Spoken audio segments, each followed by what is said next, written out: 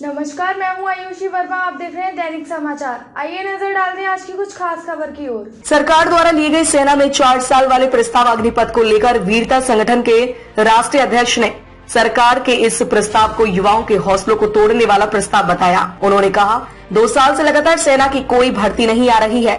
साथ ही कोरोना जैसी महामारी में भी युवाओं को ज्यादा कुछ नहीं मिल पाया है। इन सब के बीच युवाओं ने काफी मेहनत करी है और काफी सपने सजाए हैं। ऐसे में सरकार द्वारा यह अग्निपथ स्कीम उन सपनों को बिखेरने जैसा है। सरकार को इस प्रस्ताव को लेकर पहले कमेटी गठित करनी चाहिए थी, वह इस पर चर्चा करनी चाहिए थी। यह फैसला उन फैसलों की तरह ही हो गया है जो कि किसानों के हित में किया गया था, लेकिन अंत में वह सरकार को वापस लेना पड़ा। हम लगातार देख रहे हैं 2-3 दिनों से युवा उग्र होकर आंदोलन कर रहे हैं। हम उग्र आंदोलन के बिल्कुल खिलाफ हैं, लेकिन सरकार को इस पर एक बार अच्छे से सोच विचार करना चाहिए। 17 से 21 साल के युवाओं के लिए भर्ती निकालनी चाहिए।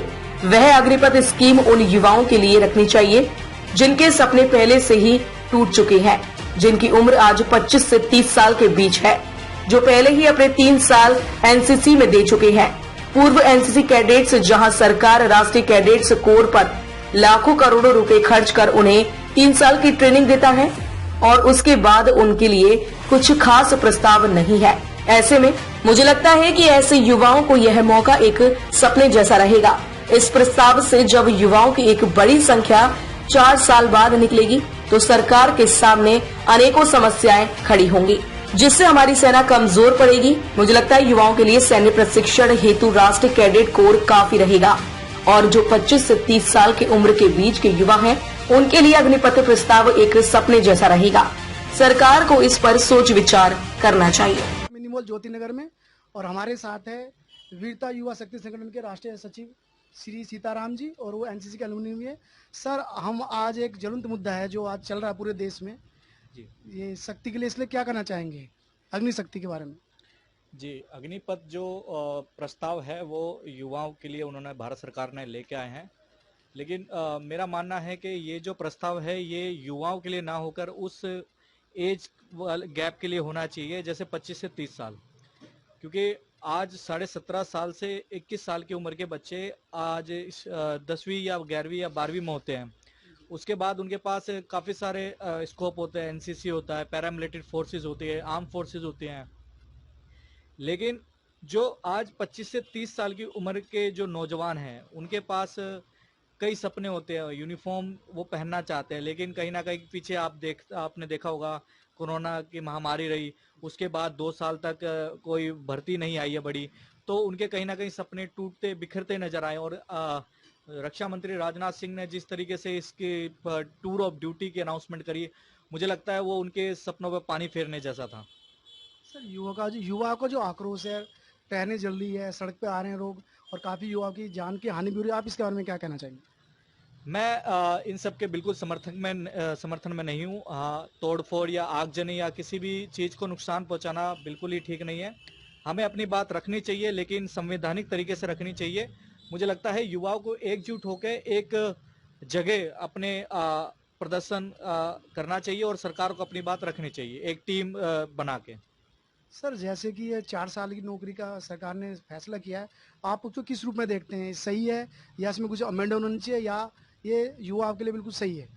नहीं, देखिए, इस सरकार को इस प्रस्ताव से पहले एक टीम गठित करनी चाहिए थी, जिसके बाद इसका डिस्कशन होना चाहिए था।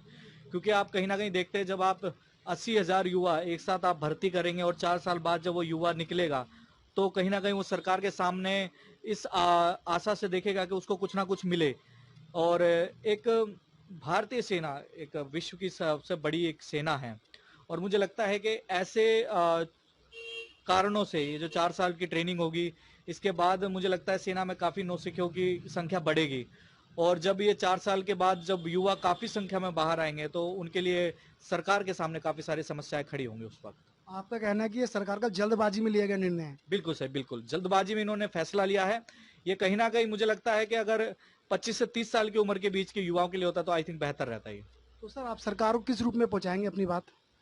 सरकार से मैं यही कहना चाहूँगा कि जो 17 साल से 21 साल की उम्र के युवा हैं, उनके लिए आप एनसीसी पहले से ही आप उन पे लाखों करोड़ों रुपए खर्च कर रहे हैं, तो एनसीसी को और मजबूत बनाया जा सकता है। एनसीसी कैडेट्स को फंड दिया जा सकता है और जो 25 से 30 साल के युवा हैं उनके लिए ये स्कीम लागू की जा सकती है। जैसे कि आपने कहा एनसीसी ऑलरेडी देश के अंदर चल रहा है, तो आपको लगता है कि एनसीसी में जो बच्चे आते हैं उन्हें रिक्रूट किया जाए और उन्हें अवसर दिया जाए? बिल्कुल बिल्कुल, आप देख सकते हैं कि 3 साल लगातार एनसीसी कैडेट ट्रेनिंग लेता है, सेना की ट्रेनिंग लेता है, लाखों करोड़ों रुपए उन पर खर्च किए जाते हैं, कैंप कराए जाते हैं, उनको वेपन ट्रेनिंग दी जाती है। तो मुझे लगता है कहीं ना कहीं वो भी एक सैनिक से कम नहीं है।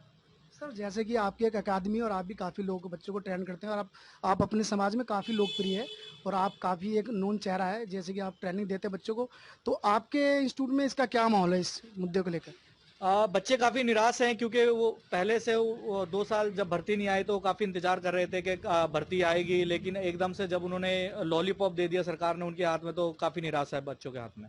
तो सर, आपको किस सिनेरियो के रूप में देखते हैं, इसका क्या परिणाम होगा?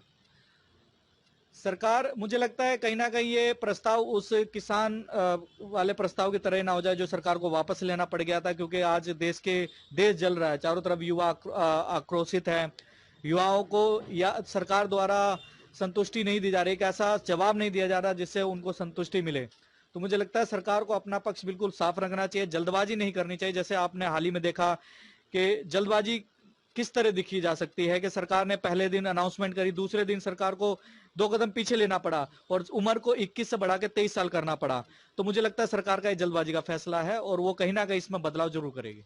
सीताराम जी का कहना है कि जल्दबाजी का फैसला, जैसे कि उन्होंने कहा पहले उम्र 21 साल थी, अब 23 साल कर दी है, तो सर को और हमको भी लगता है कि ये आधे अधूरी से इस बिल को लिया गया है। मैं मुकेश कुमार, दैनिक समाचार के लिए, ज्योति नगर, धन्यवाद।